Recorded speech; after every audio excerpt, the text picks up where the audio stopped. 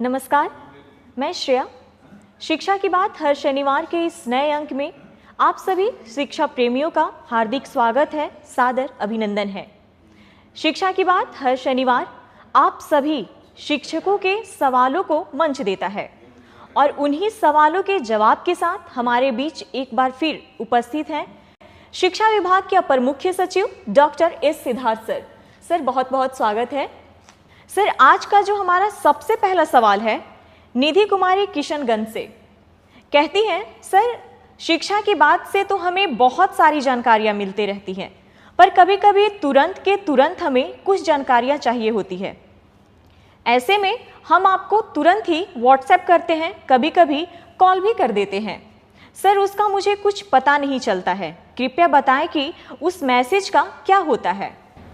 देखिए, मैं देखता तो सभी हूँ, मैसेज है, कॉल है और बड़ी संख्या में आते हैं और कभी कभी एक एक घंटे में 50 मैसेज और 50 कॉल भी आ जाते हैं। बहुत सारे लोग ट्रांसफर पोस्टिंग के बारे में पूछते हैं, कुछ लोग मिड डे मील की शिकायत करते हैं और विभिन्न प्रकार के इश्यूज़ के बारे में लोग बोलते हैं। लेकिन देखिए, किसी चैनल को फ्लड कर देना और किसी चैनल में इतने सारे मैसेजेस एक साथ भेजना, उससे क्या होता है कि उसका फिर कंप्लायंस का भी इश्यूज हो जाता है। हम लोगों ने एक ग्रीवांस हैंडलिंग सिस्टम बनाया था, आपको याद होगा, मैं पिछली बार भी मैंने कहा कि आप उसमें पोस्ट करिए, उसको मैं रोज़ सुबह और शाम देखता हूँ और देखता हूँ क्या कार्रवाई होती है। अगर आप व्हाट्सअप, अगर आज जैसे आपने 9 बजे मुझे किया, 11 बजे होते होते वो आपका 150वां मैसेज हो जाएगा, मतलब वो इतना नीचे चला जाएगा कि उस मैसेज का अहमियत और उस पर कोई ध्यान ही नहीं जाएगा मेरा, क्योंकि हर घंटे 50 मैसेज, 60 मैसेज, 100 मैसेज आते हैं, कॉल भी बहुत आते हैं और सारे अननोन नंबर से ही आते हैं। जैसे आप देखते हैं टीचर लोगों का सारे अननोन रहता है। मैं कभी कभी मैं सबको नोट करता हूँ और मेरा कार्यालय कॉल बैक करता है और मेरा बस यही अनुरोध है, मैं ज़रूर सभी टीचर से 1-to-1 संपर्क में रहना चाहता हूँ, किंतु जो सबसे आपातकालीन वाले इश्यूज़ हैं, कभी कभी बहुत आपातकालीन स्थिति में भी टीचर्स फ़ोन करते हैं और मैसेज करते हैं, उस मैसेज को तो बहुत ध्यान से देखता हूँ। मतलब कोई टीचर कोई क्राइसिस में है या उसको विशेष समस्या है। लेकिन रूटीन में अगर आप पूछने लग जाएं कि मेरा ट्रांसफ़र कब हुआ, मेरा क्या हुआ, मेरा इस आवेदन का क्या हुआ, मेरा HRMS ऑनबोर्डिंग नहीं हुआ, मेरा प्राण ठीक नहीं हुआ, तो वो सब मैसेजेस जो हैं वो टेक्निकली हम उम्मीद करते हैं कि वो हमारे जो ग्रीवांस हैंडलिंग पोर्टल है उसके माध्यम से प्राप्त हों, ताकि मेरा ऑफिसर भी देख सके, मैं भी देखूंगा, वो भी देखेंगे और समाधान करूं। लेकिन क्राइसिस ज़रूर, कोई क्राइसिस हो तो वो तो मैं देखता ही हूँ। बहुत बार आया है, बहुत बार क्राइसिस वाले मैसेजेस आए हैं और उस पर हम लोगों ने ध्यान दिया है। बट बहुत ध्यान रखना पड़ता है कि पता चला वो क्राइसिस वाला मैसेज पहुंच गया 250 मैसेज पे और जो साधारण या रूटीन मैसेज जो है वो चले जा रहे हैं। तो सरकारी नंबर है, सब जगह सबको पता तो चल ही जाता है, किंतु थोड़ा कौन सा मैसेज किस चैनल में भेजना हो और कौन सा मैसेज किस मतलब संपर्क कार्यालय में भेजे जाएं, वो थोड़ा ध्यान रखना चाहिए। और आपको पता होगा, मैंने इवन जो वेतन की बात हुई, बहुत सारे लोग HRMS, प्रान नंबर और कि 2 महीने से मुझे वेतन नहीं मिला, मेरा प्रान नंबर ठीक नहीं हुआ, तो हम लोगों ने ये भी कहा कि भाई ये सब DO का काम है और DO नहीं अगर करेंगे तो वो अपना वेतन नहीं निकालेंगे और उनके पूरे कार्यालय का वेतन नहीं निकलेगा। ऐसा नहीं कि मैंने कहा पूरे के पूरे शिक्षा जो व्यवस्था है, जो क्लर्क्स हैं, जो हमारे ऑफिसर्स हैं, किसी का वेतन नहीं निकलेगा और टीचर का वेतन निकलेगा। इसलिए थोड़ा इस पर टीचर लोगों को ध्यान देना चाहिए और वही मैसेज भेजें जो आपको लगता है कि बहुत क्राइसिस है और ACS का ध्यान इमीडिएटली इस पर होना चाहिए। और usually most of the messages मैं फॉरवर्ड कर देता हूँ अपने ऑफिसर्स को और बहुतों को कॉल बैक भी आता होगा, सब लोग देखते होंगे। बट चैनल प्रॉपरेट चैनल होगा कि आप ग्रीवांस हैंडलिंग जो पोर्टल है उस पर आप पोस्ट करें। सर दूसरा सवाल स्मिता श्री, उत्क्रमित उच्चतर माध्यमिक विद्यालय असुरारी बरौनी बेगूसराय से। सर, मैंने अनुभव किया है कि कक्षा में गहन प्रयास करने के बाद भी यथेष्ट आउटपुट विद्यार्थियों के लर्निंग के रूप में नहीं मिलता है। विश्लेषण करने पर मैंने पाया कि सबसे बड़ी खोट बच्चों की लगातार अनुपस्थिति या फिर अनियमित अनुपस्थिति है, जिससे वो पाठ में सिखाए गए विषयों को क्रम में नहीं ले पाते हैं और न ही सजगता से स्मरण में संग्रहित कर पाते हैं। हम सर्व शिक्षा लागू करने के चौथाई दशक आगे आ चुके हैं और 86वें संविधान संशोधन में बच्चों को शिक्षा दिलाने को मौलिक कर्तव्य के रूप में रखने के बावजूद अभी तक अभिभावकों की इसके लिए कोई जिम्मेदारी नहीं तय कर पाए हैं। क्या मैं उम्मीद कर सकती हूँ कि गुणवत्तापूर्ण शिक्षा के लिए आपके प्रयासों में आप इस संबंधित कोई निर्देश देंगे जिससे विद्यालय के हाथ सशक्त हो और अधिगम आउटपुट बढ़े? देखिए, अगर आप किसी सरकारी व्यवस्था में, तो सरकारी स्कूल है और प्राइवेट स्कूल भी आप देखते होंगे, और अगर कोई स्टूडेंट प्राइवेट स्कूल में लगातार अनुपस्थित होता है और अनियमित है, तो उसको चिट्ठी उसके माता पिता को भेज देते हैं कि भाई आपके टीचर, आपके जो स्टूडेंट है और आपके जो छात्र छात्रा है, हम लोग स्कूल से बाहर निकाल देंगे। यह व्यवस्था आपके पेरेंट टीचर मीटिंग में और आपको भी है।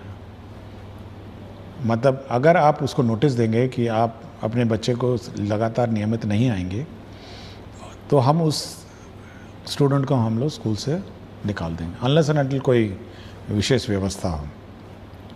ये व्यवस्था आज भी हेडमास्टर के पास है और आज भी क्लास टीचर के पास है। ये हम लोगों ने ना ही उनसे लिया है। और यह भी मैंने देखा है कि बहुत सारे बच्चे सरकारी स्कूल में नामांकन करते हैं और ट्यूशन में चले जाते हैं। क्योंकि मैंने हाल ही में मैंने एक देखा था, तो यह बिल्कुल इलीगल है और अनियमित है। और अगर कोई बच्चा ट्यूशन के बहाने सरकारी स्कूल से लापता रहता है, तो यह हेडमास्टर और जो टीचर है, ये उनके पेरेंट को नोटिस देंगे कि यदि आप अपने टीचर स्टूडेंट को नियमित रूप से नहीं भेजेंगे तो हम लोग उसका नाम काट देंगे। ये बिल्कुल स्पष्ट होना चाहिए, क्योंकि ऐसा नहीं हो सकता है कि आप 270 दिन का आपका स्कूलिंग है, आप 50 दिन आ जाएं और ये उम्मीद करें कि हम लोग गुणवत्ता शिक्षा देंगे। ये पॉसिबल नहीं है। यह पेरेंट का भी दायित्व है कि बच्चे को सुबह से उठाएं, सुबह सुबह स्कूल भेजें और समय पे भेजें। बहुत सारी समस्या हो सकती है, कोई व्यक्तिगत विशेष समस्या हो सकती है, और मैं चाहूँगा कि ये बिल्कुल ये सख्ती टीचर्स भी बरतें और हेडमास्टर भी बरतें और पेरेंट्स को सचेत कर दें कि अगर आपका बच्चा नहीं आएगा, एक बार लिखित में दे दें कि भाई देखिए ऐसा सा है, आपका बच्चा फलाना दिन इस महीने में इतने दिन आया और इतने दिन नहीं आया, और ये बिल्कुल खेद का विषय है, और ये इसमें अगर सुधार नहीं होगा तो हम आपके बच्चे को स्कूल से बाहर निकाल देंगे। यह चेतावनी देनी चाहिए। हम वो वाला सिस्टम नहीं लागू कर रहे हैं कि 3 दिन में अगर स्कूल में नहीं आया तो नाम काट दिया जाए। हो सकता है कोई बीमारी हो सकता है या कोई घर पे कोई विशेष समस्या हो सकती है, लेकिन अगर डिलिब्रेट आप ट्यूशन में पढ़ेंगे या कहीं और जाके पढ़ते रहेंगे और इस स्कूल में नहीं आएंगे, तो अनावश्यक रूप से आप पूरे शैक्षणिक माहौल को बिगाड़ेंगे। तो इस टीचर्स और हेडमास्टर इस संबंध में सजग रहें, और पेरेंट टीचर्स मीटिंग में पेरेंट्स नहीं आते हैं तब भी चेतावनी दें। थोड़ी कड़ाई करनी पड़ेगी। देखिए, शैक्षणिक व्यवस्था ऐसे नहीं हो सकती है। यह कोई ऐसा व्यवस्था नहीं है कि हम लोग वन साइडेड मेहनत कर रहे हैं और वहाँ पे अभिभावक इसको लाइटली ले रहे हैं या बच्चे बहुत लाइटली ले रहे हैं। नहीं, ये नहीं ले सकते। सरकार कितना पैसा इसमें डालती है, कितना टीचर बहाल कर चुके हैं, कितने बुक्स आपको फ्री दिए हैं, कितना स्कॉलरशिप देती है, कितनी राशि इसमें व्यय होता है। इस व्यवस्था को लाइटली नहीं लिया जा सकता है। हम मेहनत करेंगे तो अभिभावक को भी मेहनत करना पड़ेगा और बच्चों को भी मेहनत करके स्कूल में आना पड़ेगा। ये दोनों तरफ है। टीचर्स बहुत मेहनत कर रहे हैं, बिल्कुल ठीक बोली हैं कि इतनी मेहनत करती हैं, उसके बाद भी बच्चा अगर गायब हो जाएगा तो कार्रवाई हो जानी चाहिए। ये हम लोग कोई मतलब ऐसी व्यवस्था नहीं हम लोग चाह रहे हैं कि एक तरफा हम मेहनत करते रहें और दूर से बच्चा ही नहीं आए और बच्चा भाग जाए। तो ये थोड़ा tightening of the system, parent को चेतावनी, पेरेंट को नोटिस, और उसके बाद टर्मिनेट कर दीजिए। कोई बोले जाइए अपना जहाँ पढ़ाना पढ़ाइए, हम इस पर इसकी जवाबदेही नहीं लेंगे। आप 50 दिन नहीं आएंगे तो क्या जवाब दे लेंगे आपकी पढ़ाई का। कॉलेज में ट्राई करिए, आपका अटेंडेंस नहीं होगा तो एग्ज़ाम लिखने नहीं देगा। प्राइवेट स्कूल में 3 दिन अगर नहीं आएंगे, 4 दिन नहीं आएंगे, सप्ताह भर नहीं, अगले दिन टीसी दे देगा आपको। तो थोड़ा कड़ाई टीचर्स को और हेडमास्टर को करनी पड़ेगी, जितने अभिभावक हैं। सर अगला सवाल पुष्पा प्रसाद राजकीय कन्या मध्य विश्वविद्यालय कुचायकोट गोपालगंज से है। कहती हैं सर को मेरा प्रणाम। सर हमारे सरकारी विद्यालयों में प्रायः गरीब परिवार की बच्चियां पढ़ती हैं। मेरे द्वारा बच्चियों के स्वास्थ्य पर विद्यालय में कार्य किए जा रहे हैं। सर मैं यह प्रश्न पूछना चाहती हूँ कि सरकारी विद्यालयों में 6ठी से 8वीं या ऊपर कक्षा में बच्चियों के साथ माहवारी के समय स्कूल आना बहुत मुश्किल होता है।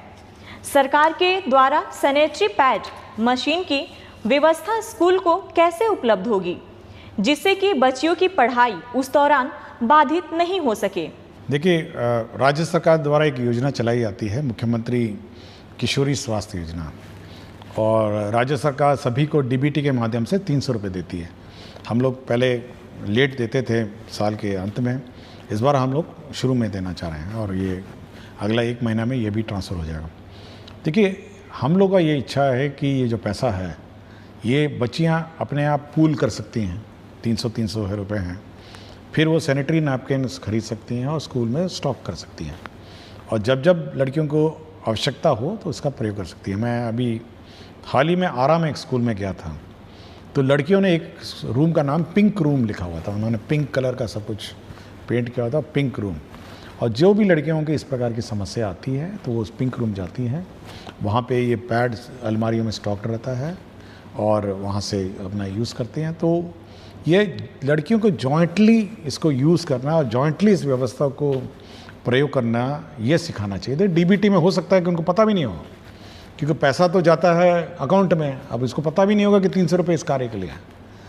तो ये मैं इस माध्यम से ये कहना चाहूँगा कि जो लेडी टीचर्स हैं वो सभी लड़कियों को ये बात सिखाएं कि भाई 300 रुपये आए हैं, 10 लड़कियाँ हो गई तो 3000 रुपये हो जाएगा, और मतलब 100 लड़कियाँ हो जाएंगी तो आपका 30,000 रुपये हो जाएंगे। तो ये सब इकट्ठा करके एक साथ वो परचेज़ कर सकती हैं इन लॉट्स और फिर यूज़ कर सकती हैं। तो लड़कियां इस पीरियड में स्कूल नहीं मिस करें, सरकार की ये मंशा है कि वो इस योजना का लाभ उठाएं, अवेयर हों, सबसे पहले तो अवेयर हों, और दूसरा इसका लाभ उठाएं, और साथ ही साथ सुनिश्चित करें कि उनकी पढ़ाई डिस्टर्ब नहीं। सर अगला सवाल अंकित कुमार करते हैं। मैं एसीएस सर से ये कहना चाहता हूँ कि आप स्कूल के साथ साथ बच्चों को जेईई नीट लेवल के लिए स्पेशल टीचर को लाया जाए, जिससे बिहार के ज़्यादा से ज़्यादा बच्चा आईआईटी और एम्स में जा सके। देखिए, हम लोग मैंने पिछले शायद एक एपिसोड से पहले मैंने कहा था कि हम लोग ऑनलाइन कोर्सेज चलाने की कार्रवाई कर रहे हैं, और जल्दी ही ऑनलाइन इस कोर्सेज शुरू करेंगे, और जो भी बच्चे हैं, जो मेरिटोरियस बच्चे हैं, वो इस ऑनलाइन में एनरोल होंगे और प्रश्न भी पूछ सकते हैं और क्वेश्चन भी कर सकते हैं। तो ये हम लोग ऑन जॉब हैं, तो थोड़ा हमको समय लग रहा है क्योंकि ये नई व्यवस्था है, तो इसको हम लोग शुरू करेंगे। पहले सबसे पहले तो हम लोग जो मेरिटोरियस स्टूडेंट हैं उसको आइडेंटिफाई करेंगे और एनरोल करेंगे। अगला सवाल श्रीकांत विद्यालय अध्यापक उच्च माध्यमिक विद्यालय टांडा पर शेखपुरा से। सर को सादर प्रणाम। निवेदन पूर्वक कहना है कि शिक्षण मज़ेदार जॉब तो है, परंतु विद्यालय पाठ्यक्रम करते करते शिक्षक मानसिक रूप से बर्नआउट हो जाते हैं। पूर्व में इस बर्नआउट के उपचार स्वरूप संकुल, बीआरसी एवं जिला स्तर पर कई तरह के प्रशिक्षण की व्यवस्था थी। वह चाहे 1, 2 अथवा 5 दिवसीय ही होती थी, पर उससे शिक्षक तरोताजा, नयापन एवं उत्साहित महसूस करते थे। मेरा सवाल है कि शिक्षकों को बर्नआउट होने से बचाने के लिए वर्तमान में सरकार की क्या योजना है? देखिए, अगर मतलब आप कार्य को किस प्रकार लेते हैं उस पर आपकी मानसिक स्थिति पर प्रभाव पड़ता है। मैं भी 3 डिपार्टमेंट के प्रभार में, शिक्षा विभाग का मेरा अतिरिक्त प्रभार है, मूल प्रभार मेरा मुख्यमंत्री के का प्रधान सचिव का प्रभार है और मंत्रिमंडल सचिवालय भी मेरे प्रभार में। आज ही मतलब कल ही मेरी आप देखे होंगे कि मंत्रिमंडल की बैठक हुई। उसके बाद देखिए अब यह है कि इस पूरे कार्य का बैलेंस करता हूँ मैं, और मेरा अपना मानना है, मतलब समय तो मुझे मिलता भी नहीं है, मतलब इधर से उस कार्यालय से उधर कार्यालय, लेकिन अगर आप अपने कार्य को एंजॉय नहीं करेंगे, मतलब आपको मतलब उसको एंजॉयमेंट के रूप में ले लेंगे, तो आपको लगेगा कि ये बड़ा बोझ है, मतलब आपको लगेगा नहीं ये बहुत ही हैवी वर्क है, और आपको फिर बर्नआउट वाली स्थिति आ जाएगी। देखिए आप डील करते हैं बच्चों को, मतलब आप एक लॉट जो है ना, हम तो बहुत ही मैच्योर लोगों को डील करते हैं, हम टीचर्स को है, मेरे क्लर्क्स हैं, ऑफिसर्स हैं, तो इनसे मेरा संपर्क रहता है। लेकिन आप सोचते हैं वो चहचहाते बच्चे जो हैं, जो सीखने की ललत है, तो आप उसमें इन्वॉल्व जब हो जाएंगे ना, तो आपको बर्नआउट की व्यवस्था मतलब नहीं लगेगी। आप मतलब आप बोर हो रहे हैं, ठीक है, आप एक रूटीन जो कैलेंडर है, रूटीन वे ऑफ टीचिंग है, टीचिंग के रूटीन में बदलाव कर लीजिए, थोड़ा FLN किट लाइए, कुछ प्लेइंग मोड से करिए, और कुछ बच्चों को इन्वॉल्व करके लर्निंग मोड के मतलब डेवलप करिए। हम लोग इस संबंध में ट्रेनिंग तो देते ही हैं, ये तो ऑब्वियसली ट्रेनिंग कंपलसरी है, और जो इन सर्विस ट्रेनिंग हम लोग कर रहे हैं, but day to day basis में बर्नआउट जो होता है ना, जब तक आप इन्वॉल्व होकर मतलब इस प्रोसेस को एंजॉय नहीं करेंगे, तो आपको ये पूरा प्रोसेस बोझ लगेगा। अगर हम समझ लें कि भाई मेरा ये 3 डिपार्टमेंट है, इसको हम बोझ समझ लें, आप सोचिए कि अंत में शाम के वक्त में क्या स्थिति मेरी हो जाएगी। मैं शाम के वक्त में आराम से जाता हूँ, पढ़ता हूँ, बहुत सारी किताबें पढ़ता हूँ, तो बर्नआउट वाली मेरी स्थिति तो है नहीं। और इसलिए टीचरों को मैं कहूँगा कि थोड़ा बच्चे जो हैं, बच्चों से इन्वॉल्व होइए, और टीचिंग जो रूटीन प्रोसेस है ना, उसमें थोड़ा ब्रेक करके गेम्स, FLN इसके माध्यम से करिए, तब आपको बर्नआउट नहीं लगेगा। और कोशिश करिए, हम लोग कुछ व्यवस्था निकालेंगे, बाद में टीचर्स को बुलाएंगे कि कैसे इस व्यवस्था को और सुदृढ़ किया जाए, बट मेरा अपना कहना है कि थोड़ा बच्चों के बीच बैठ के मतलब हंसी मजाक ही चलिए सही 5 मिनट, तो बर्नआउट की स्थिति आपकी ठीक हो जाएगी। मैं भी करता हूँ, कभी कभी मैं मतलब मजाक करता था 5 मिनट, तो मैं बिल्कुल ठीक ठाक हो जाता हूँ। तो ये थोड़ा आप कर सकते हैं। अगला सवाल श्रवण कुमार, प्रभारी प्रधानाध्यापक, प्राथमिक विद्यालय भरतदास मंदिर, रोसड़ा, समस्तीपुर से। कहते हैं विद्यालय के लिए भूमि जो कि अतिक्रमित उपलब्ध रहने के बावजूद भवन निर्माण न होने के कारण डायस कोड निलंबित है, जिससे बच्चे सभी वित्तीय लाभ से वंचित रहते हैं। UDAS पोर्टल एवं ई-शिक्षा कोष पोर्टल पर बच्चों के विभिन्न रिकॉर्ड का संधारण नहीं हो पाता है। मंदिर परिसर में ही विद्यालय का संचालन किया जाता है, अतः अतिक्रमित भूमि को अतिक्रमण मुक्त कराते हुए विद्यालय भवन का निर्माण कर बंद डायस कोड चालू करवाने की कृपा करें, जिससे बच्चों को सभी योजना का लाभ प्राप्त हो सके। देखिए हम लोग एक नया स्ट्रक्चर बना रहे हैं कि पूरे राज्य में जितने भी स्कूल हैं उसका रेवेन्यू रिकॉर्ड्स बनाएं, और हर स्कूल में कितनी ज़मीन है, कितना इंक्रोच्ड है, तो भू संपदा पदाधिकारी जो होंगे और सहायक भू संपदा पदाधिकारी वो इन सभी जो विद्यालय हैं इसका रेवेन्यू रिकॉर्ड मेंटेन करेंगे।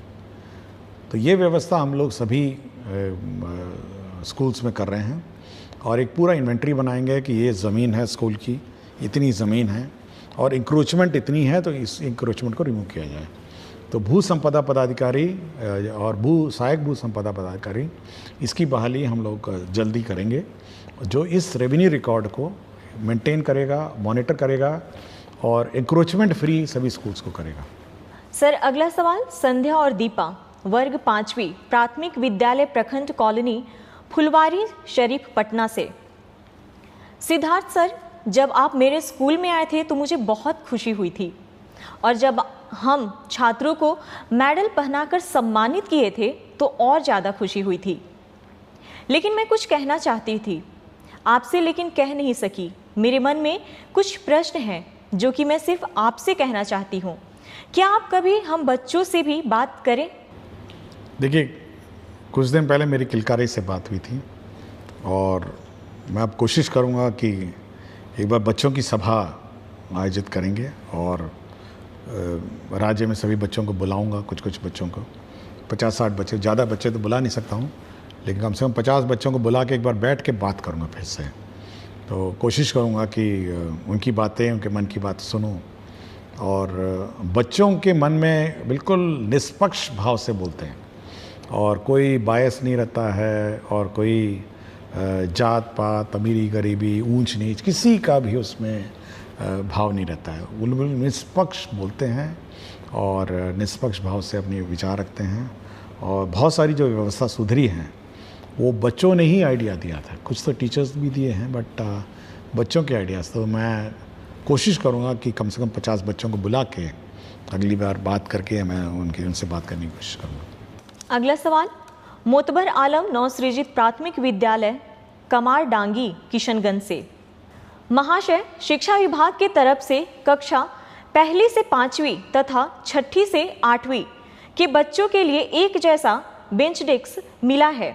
क्या 1 से 5वीं के बच्चों के लिए छोटे छोटे बेंच डेस्क की व्यवस्था है?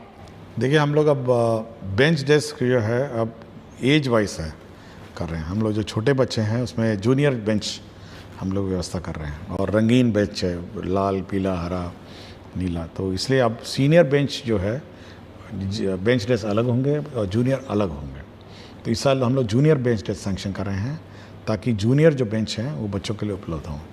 और हम चाहेंगे जहाँ जहाँ जूनियर क्लासेस में जो सीनियर बेंच लग गए हैं उसको सीनियर क्लास में शिफ्ट कर दिया जाए और जूनियर बच्चे, छोटे छोटे बच्चे जो है छोटे बेंच पे बैठे। तो इस साल हम लोग सैंक्शन कर रहे हैं। अगला सवाल नवीन कुमार प्राथमिक विद्यालय हरपुर होरिल में विशिष्ट शिक्षक हैं। कहते हैं, सर मेरा ये आग्रह है कि अगर सारे विद्यालय में कम से कम एक स्मार्ट बोर्ड की व्यवस्था हो जाती तो पढ़ाने में बहुत मदद मिलती। सर, आने वाले दिनों में विभाग इस पर कोई प्लान है?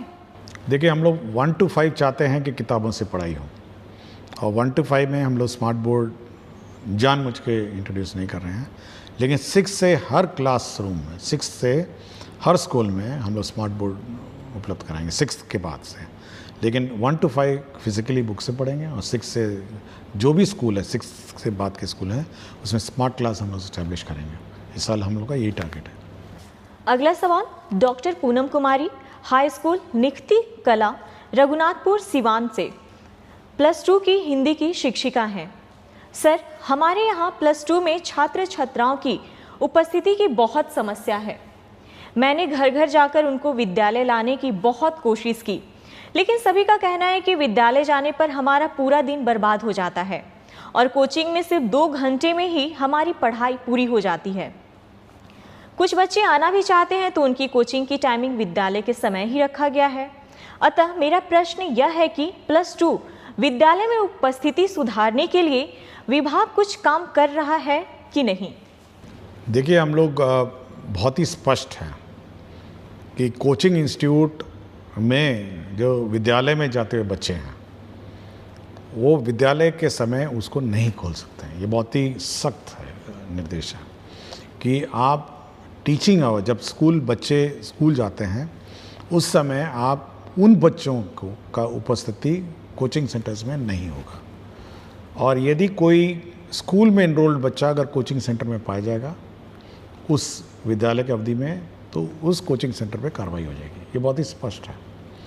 इसलिए मैं सभी कोचिंग सेंटर को भी मैं चेतावनी देता हूँ कि अगर कोई स्टूडेंट है जो स्कूल में इनरोल्ड है, ठीक है, कोई स्कूल से बाहर है या किसी प्राइवेट स्कूल में जो स्कूल में है, वो अपना जा सकता है। लेकिन अगर सरकारी विद्यालय में अगर बच्चा इनरोल्ड है और वो बच्चा अगर कोचिंग सेंटर में उसी समय जाता है जब स्कूल खुला हो, तब तो कोचिंग सेंटर पे कार्रवाई हो जाएगी। ये बहुत ही क्लियर है, मैंने सभी को कह दिया और इस पर हम लोग सख्ती करेंगे। दूसरा ये है कि ये बिल्कुल वहम है, ये पेरेंट्स के मन में वहम है कि कोचिंग सेंटर में पढ़ाई अच्छी होती है और सरकारी स्कूल में अच्छी नहीं होती। देखिए, जो हमारे सरकारी टीचर हैं वो एक कॉम्पिटिटिव एग्ज़ाम पास करके आए हैं, ये बिल्कुल अभिभावक के मन में बैठ लेना चाहिए। और जो कोचिंग सेंटर का संचालक है और जो कोचिंग सेंटर का टीचर है, उन्होंने तो कोई एग्ज़ाम पास नहीं किया है। अब आप सोच सकते हैं कि उस कोचिंग सेंटर में क्या पढ़ाई होती होगी। तो यह अभिभावक को सोचना है कि भाई इस प्रकार की व्यवस्था में वो जो ठूस के, मतलब हम देखे हैं कि तो कोचिंग सेंटर मैंने देखा है मधुबनी में, मेन गली में मैंने देखा था कि 12 फीट बाय 12 फीट के कमरे में ठूस के भरा हुआ है। और कुछ कोचिंग सेंटर तो 500 हजार लोगों को बैठा के पढ़ाते हैं। पता नहीं क्या व्यवस्था, क्या पढ़ाते होंगे पता नहीं, और पढ़ते भी हैं नहीं पढ़ते हैं, और क्या व्यवस्था है, मैं बड़ा हैरान हूँ। कुछ तो एडवर्टाइजमेंट पे चलते हैं, मतलब कोचिंग सेंटर एडवर्टाइजमेंट में चल रहा है, मतलब प्रचार प्रसार पे कि बहुत पढ़ाई हो रही है, बहुत फलाना हो रहा है। लेकिन मेरा मानना है, देखिए हम भी पढ़े हुए हैं, मैं तो IIT का हूँ, IIM अहमदाबाद में MBA का हूँ, PhD हूँ। लेकिन मेरा अपना मानना है कि जो शिक्षा स्कूल में मिलती है वो किसी भी हालत में आपका कोचिंग सेंटर में नहीं मिलेगी। कोचिंग सेंटर में आप रट सकते हैं, कोचिंग सेंटर में तोते की तरह रटा सकता है, कोचिंग सेंटर में बिल्कुल मतलब मशीन की तरह पढ़ा सकता है, लेकिन शिक्षा जिसको कहते हैं ना, एजुकेशन, वो केवल स्कूल में मिलेगी। ये बिल्कुल बहुत ही क्लियर है। मैं शिक्षा प्राप्त किया, मैं अपने अनुभव से बोल रहा हूँ। मैं IIT किसी कोचिंग सेंटर में पढ़ के नहीं गया था, मैंने अपनी किताबें पढ़ी, स्कूल के जाता था। IIM अहमदाबाद में मैनेजमेंट किया, मैं कोई कोचिंग सेंटर में थोड़ा गया। IAS में मैं कोचिंग सेंटर में नहीं गया, सोचिए। IAS भी मैं अपना घर जाता था, घर में बैठा पढ़ाई किया, पास हो गया। कोचिंग सेंटर पर बच्चों को भेजना ये केवल एक मतलब दिमाग में बैठ गया है कि भाई कोचिंग सेंटर में पढ़ाई होती है। और कभी कभी मैं देखता हूँ, मतलब यूट्यूब में कभी देखता हूँ, मतलब प्रचार कर रहे हैं, ऐसे प्रचार कर रहे हैं जैसे कोई कोचिंग सेंटर में भर्ती करा दीजिए तो आपका बच्चा पढ़ लेगा, और ये बिल्कुल गलतफहमी है। तो मैं ये कहूँगा अभिभावक से, भाई आपको बाद में पढ़ाना, जब पढ़ाना पढ़ाइए ना, आप स्कूल आवर के बाद पढ़ाइए, स्कूल शाम को जाके पढ़ाइए ना, 2 घंटा 3 घंटा जाइए पढ़ाइए, मुझे कोई प्रॉब्लम नहीं। लेकिन स्कूल आवर में जो बेसिक शिक्षा है वो ग्रहण करना पड़ेगा। और उस समय उस बच्चे को अगर कोचिंग सेंटर में भेजेंगे और कोचिंग सेंटर उसको एडमिट कर लेगा तो कोचिंग सेंटर पे कार्रवाई हो जाएगी।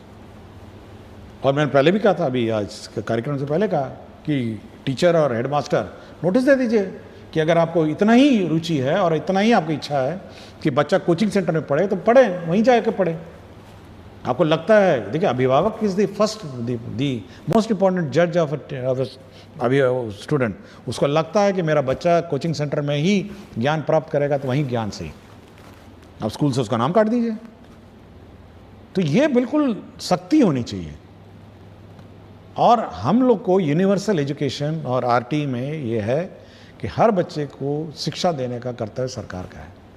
लेकिन अगर अभिभावक यह समझ लें कि हमको कोचिंग सेंटर में ज़्यादा ज्ञान प्राप्त हो रहा है तो यहाँ से नाम कटवा के ले जाए ना, अपना कोचिंग सेंटर वहीं रहे।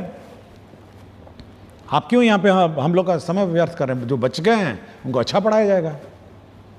तो ये थोड़ी सख्ती करनी पड़ेगी, बोथ इन कोचिंग सेंटर्स और बोथ स्कूल में भी, कि बच्चे स्कूल में आए, समय पे पढ़े और समय पे पढ़ाया जाए। सर, आज का आखिरी सवाल सोनू कुमार, टीचर UMS सुल्तानपुर, कक्षा 9वीं और 10वीं भागलपुर से।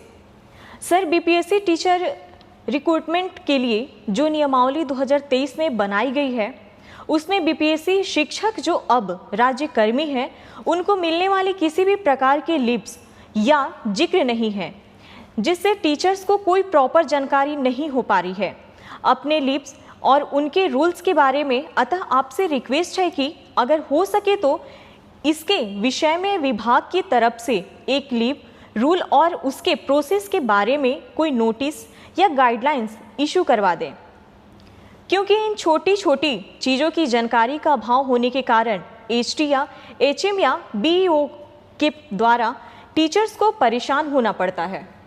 देखिए, हम लोगों ने गाइडलाइंस फ्रेम कर लिए और मेरे ख्याल से मैंने पिछले बारे में ही कहा था कि किस प्रकार की छुट्टी किस प्रकार के टीचर्स को कब मिलेगी। बिल्कुल पूरा गाइडलाइंस है, बन गया है। और कितने दिन में किसको अप्रूव करना है ये भी लिखा हुआ है कि CL को 1 दिन में अप्रूव करना है और बाकी सारे छुट्टियां 7 दिन में जो डीओ हैं वो अप्रूव करेंगे। ये बिल्कुल हम लोगों ने गाइडलाइंस बना ली है, कितने दिन की छुट्टी, कितने दिन की छुट्टी मिलेगी, सब मिलेगी। और ये भी लिख दिया है कि आपको केवल ऑनलाइन अप्लाई करना है, आप ऑफलाइन अप्लाई नहीं कर पाएंगे, आपको ई शिक्षा कोर्स से ऑनलाइन अप्लाई करना है और आपका अप्रूवल भी ऑनलाइन आना है। अगर 7 दिन में डीओ और हेडमास्टर ने निर्णय नहीं लिया, मतलब डीओ ने 7 दिन, सीएल तो एक ही दिन का है, उसी दिन अप्रूवल है, अगर 7 दिन में डीओ ने निर्णय नहीं लिया तो वो छुट्टी मानी जाएगी, अप्रूव्ड मानी जाएगी, मतलब डिफ़ॉल्ट। अगर 7 दिन में वो स्वीकृत करता है तो ठीक है, 7 दिन में अस्वीकृत करता है तो ठीक है। लेकिन अगर 7 दिन में वो लेके बैठ गया, उसने कोई निर्णय नहीं लिया, तो स्वतः वो छुट्टी स्वीकृत हो जाएगी। ये मैंने टीचर के पक्ष में ये निर्णय लिया है हम लोगों ने, और ये वेटिंग में गया है रूल, और मेरे ख्याल से नेक्स्ट वीक ये गाइडलाइंस इशू हो जाएंगी। लेकिन पूरा फ्रेम हो गया है और इस पर पूरा हमारी चर्चा हो गई है, और ये गाइडलाइंस निर्गत होगा कि किसको कितने दिन में छुट्टी स्वीकृत होगी, और अगर किसी ने स्वीकृति में लापरवाही की तो ऑटोमेटिकली वो स्वीकृत हो जाएगा बाय डिफॉल्ट। और कौन कौन कहाँ अप्लाई करेगा ऑनलाइन, यह भी हम लोगों ने डिफाइन कर दिया। बहुत बहुत धन्यवाद सर। अगले सप्ताह फिर से मुलाकात होगी शिक्षा की बात हर शनिवार के साथ।